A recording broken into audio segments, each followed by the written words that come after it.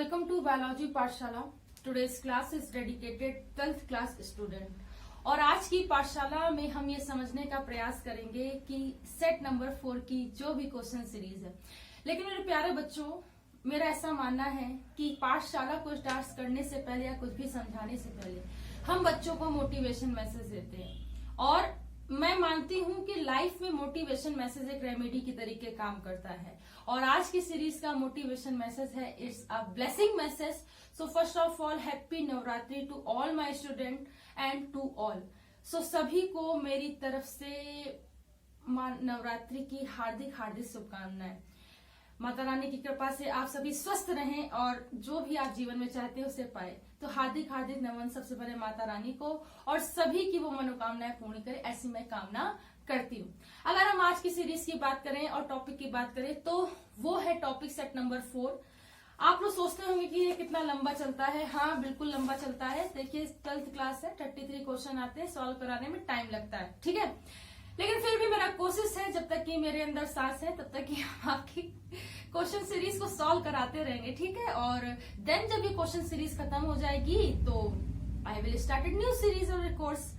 सो देखिए, चौथे के काम में आइए और देखिए इस क्वेश्चन को। कह रहा है कि मेंडल के पृथक्करण के नियम को उदाहरण से समझाइए। देखिए, मेंडल ने जो नियम दिया था पृथक्करण का, इसे युग्मकों की शुद्धता का नियम भी कहते हैं, एक बात याद रखिएगा। और उन्होंने बताया था कि जब एक जोड़ा विपरीत लक्षण वाले पौधे अर्थात शुद्ध लंबे पौधे और शुद्ध बौने पौधे का आपस में क्रॉस कराया जाता है तो F1 पीढ़ी में कुछ लक्षण दिखाई देते हैं। जो लक्षण दिखाई देते हैं उसे प्रभावी लक्षण कहते हैं, जो लक्षण नहीं दिखाई देते उसे अप्रभावी लक्षण कहते हैं। अब ये जो भाषा है ये प्रथम नियम की है। जैसे ही अगर इसमें हम F1 पीढ़ी का सेल्फ क्रॉस करा देंगे तो लिखते हैं हम कि F1 पीढ़ी का सेल्फ क्रॉस कराने पर F2 पीढ़ी में प्रभावी तथा अप्रभावी लक्षण पृथक हो जाते हैं। इस नियम को ही प्रभाविता का नियम कहते हैं। तो इसमें शुद्ध लंबे तथा शुद्ध बौने पौधे का क्रॉस कराया जाता है तो F1 पीढ़ी में संकर लंबे प्रकार के पौधे प्राप्त होते हैं। इन संकर लंबे प्रकार का पौधे का फिर से क्रॉस कराने पर शुद्ध लंबे और शुद्ध बौने पौधे अलग अलग हो जाते हैं, क्योंकि इसमें कोई भी लक्षण अपने युग्मक या उसकी शुद्धता को नहीं खोता है। इसलिए पृथक्करण के नियम को युग्मकों की शुद्धता का नियम भी कहते हैं। तो ये बात भी आप लोग याद रखेंगे कि इस नियम को युग्मकों की शुद्धता का नियम भी कहा जाता है। It is also known as the law of purity of gamete. तो ये अपने आप में बहुत बड़ी बात होती है कि इसे आप याद रखिए। सेकंड जो मोस्ट प्रोमिनेंट थिंग है, ये जो पृथक्करण का नियम है, ये क्या होता है, बेसिकली एक संकरण क्रॉस पर आधारित होता है। तो ये बात आप याद रखेंगे, लिख देंगे, ठीक है। तो आपको पूरे मार्क्स मिलेंगे। फिर आपसे कह रहा है कि मेंडल के पृथक्करण खा नंबर ईस्ट में मुकुलन तथा अमीबा में बीजाणु जनन का संक्षेप में वर्णन कीजिए। देखिए, ईस्ट अगर मैं ये कहूं तो ईस्ट में जो मुकुलन का प्रोसेस होता है कि मान लीजिए इसे प्रेज्यूम करिए कि एक ईस्ट है, तो ईस्ट में क्या होगा कि मुकुलन क्या होगा, उसका कोई भाग सेपरेट हो गया और उससे ही एक नया पार्ट बन जाता है, एक मुकुलन हो जाता है, मुकुल बनता है, बड जिसे बोलते हैं। तो एक बड बना और वो बिल्कुल धीरे धीरे क्या होगा, ईस्ट की तरीके फॉर्मेशन होता है, उसे कहते हैं मुकुलन विधि। ये क्या होती है, वेजिटेटिव रिप्रोडक्शन की अगर हम बात करें तो वेजिटेटिव रिप्रोडक्शन का एक टाइप होता है, इसको हम लोग बोलते हैं हिंदी में वर्धी जनन। तो ये आप याद रखेंगे कि वर्धी जनन की एक विधि होती है, इसमें अगर ये दो भागों में विभाजित हो जाते हैं तो मुकुल नाम की संरचना, बड नाम की संरचना बनती है और प्रत्येक बड से एक नए ईस्ट का निर्माण होता है। इसी को हम लोग क्या बोलते हैं, मुकुलन या बडिंग।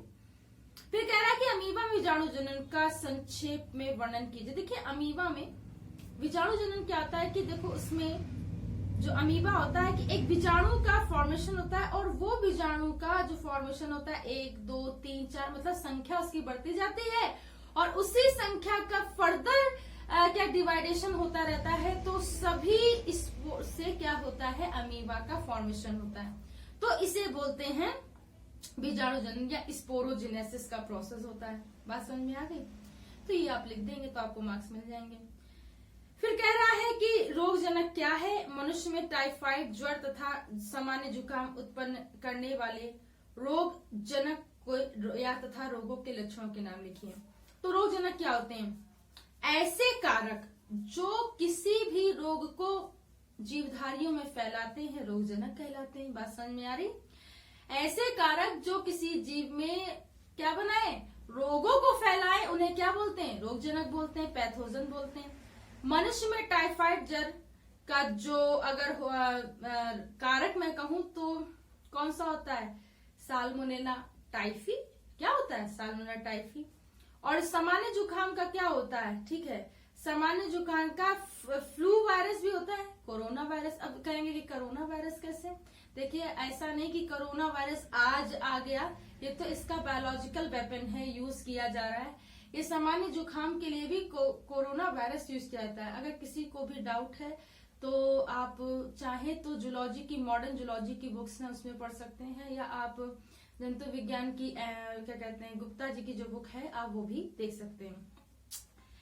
कह रहा इन रोगों के लक्षण बताइए। देखिए, टाइफाइड में तो क्या होता है कि बेसिकली मतलब सांस लेने में और लंग्स में ना, उसके ट्रैकिया पार्ट में, मतलब जो वॉइस प्रोडक्शन बॉक्स होता है, स्वर यंत्र होता है, उसमें दिक्कत आ जाती है, लंग्स में इंफेक्शन हो जाता है। और जो इसमें होता है सामान्य जुकाम में, मतलब क्या होगा, आपको जुकाम होगा, कोल्ड होगा, बेसिकली फीवर हो जाता है, headache and pain, body pain, ये सारे इसके उपचार होते हैं बेसिकली। तो आप ये लिख दीजिएगा, अच्छे से बता दीजिएगा। अब तो आप होशियार होंगे पढ़ते पढ़ते। कह रहा है कि निम्नलिखित में विभेद कीजिए। कह रहा वाहित मल का प्राथमिक तथा द्वितीयक उपचार। देखिए, वाहित मल का प्राथमिक और द्वितीयक उपचार में आप देखिए, प्राथमिक उपचार क्या है? प्राथमिक उपचार यही है कि पहले तो वाहित मल को हटाया जाए, जहां पे भी है, सीवेज में है तो सीवेज से हटाया जाए। सीवेज समझते हैं, नाला, गंदा नाला, नाली, इन सब से क्या करा, जो भी एक्सक्रीटरी प्रोडक्ट है, ठीक है, जो भी मल है उसको निकाल दिया। ये इसका प्राथमिक ट्रीटमेंट हो गया। आप इसको बहुत डिटेल में बता सकते हैं, ठीक। उसके बाद द्वितीयक उपचार क्या होता है? इसी सीवेज मतलब जो भी एक्सक्रीटरी प्रोडक्ट होता है, जो भी आपका क्या मैं ये कहूं कि मल होता है, उसको यूटिलाइज किया जाता है, कंपोस्ट बनाया जाता है, ठीक है। और बहुत सारी मतलब एज ए मैं ये कहूं कि कल्टीवेशन के लिए बहुत सारी और भी चीजें बनाई जाती हैं, ठीक है। सो बेसिकली उसका क्या होता है, ट्रीटमेंट जो होता है, सीवेज ट्रीटमेंट, जो एक बेसिकली बायोटेक्नोलॉजी के थ्रू होता है और बैक्टीरिया इसमें काम करता है। तो वो तो क्या करता है, वो उसको क्या करता है, ड्राई करेगा, क्लीन करेगा, फिर उसका जहां जहां यूज हो सकता है वहां करेगा। तो एग्रीकल्चर फील्ड में भी काफी यूज होता है। अब लोग आश्चर्य करेंगे लेकिन होता तो है, ठीक है। बहुत साइक्लिक प्रोसेस खराब है। अगर ये बता दिया जाए कि कैसे कैसे क्या क्या चीजें बनती हैं तो शायद हम खाना छोड़ दें।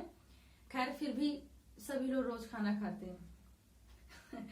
आगे देखिए, रासायनिक उर्वरक है जैव उर्वरक में क्या अंतर है। देखिए, एक बात याद रखिए, जब भी रासायनिक टर्म आता है ना, तो आप ये अपने आप में दिमाग में बैठा लीजिएगा कि हमें कृत्रिम रूप से कोई चीज मिलेगी, है ना, है कि नहीं, मतलब मानव के द्वारा बनाई जाएगी।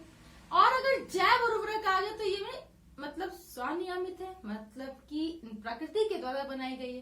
तो बातें आप हमेशा दिमाग में रखिए। तो कह रहा है आपसे, कह रहा रासायनिक उर्वरक मतलब कि ऐसे उर्वरक जो रासायनिक पदार्थों से मिलकर बने होते हैं, रासायनिक उर्वरक कहलाते हैं। ये कृषि के क्षेत्र में अत्यंत महत्वपूर्ण होते हैं। आधुनिक कृषि इसी की सहायता से पूर्ण होती है। क्या होती है? पूर्ण होती है। एक ये बात बताओगे, बात समझ में आ रही। उसके बाद आप ये बताओगे कि ये जो, जैसे कि आपको मैं बताऊं, बहुत सारे जैसे कि पेस्टिसाइड को मारने के लिए भी यूज होते हैं, ठीक है। और बहुत सारे ऐसे भी मैन्योर्स हैं, ठीक है। कुछ ऐसे मतलब केमिकल सोल्यूशन है जिसका छिड़काव करने से बहुत सारे प्रोटीन्स हैं, हार्मोन्स हैं, ठीक है। बहुत सारी मेडिसिन हैं जिसका यूज, ड्रग कह सकते हैं, वी कैन से डेट, उसका यूज करने से आजकल एग्रीकल्चर फील्ड मतलब ग्रो कर रही है। It is very grow at a time. So ये बहुत इंपॉर्टेंट है। और जैव उर्वरक जो प्राकृतिक रूप से जितने भी जैव होते हैं उसे जैव उर्वरक कहते हैं। जैसे कि अगर मैं ये कहूं कि जो बहुत सारे बैक्टीरिया होते हैं, मैं नाम बता दे रही हूँ, जैसे नाइट्रोबैक्टीरिया, ठीक है, नाइट्रोसोमोनास, लेग्यूमिनोसोरम, ठीक है, एनाबीना, नॉन स्टॉक, बात समझ में आ रही है। और ब्लू ग्रीन एल्गी, ठीक है, साइनोबैक्टीरिया जैसे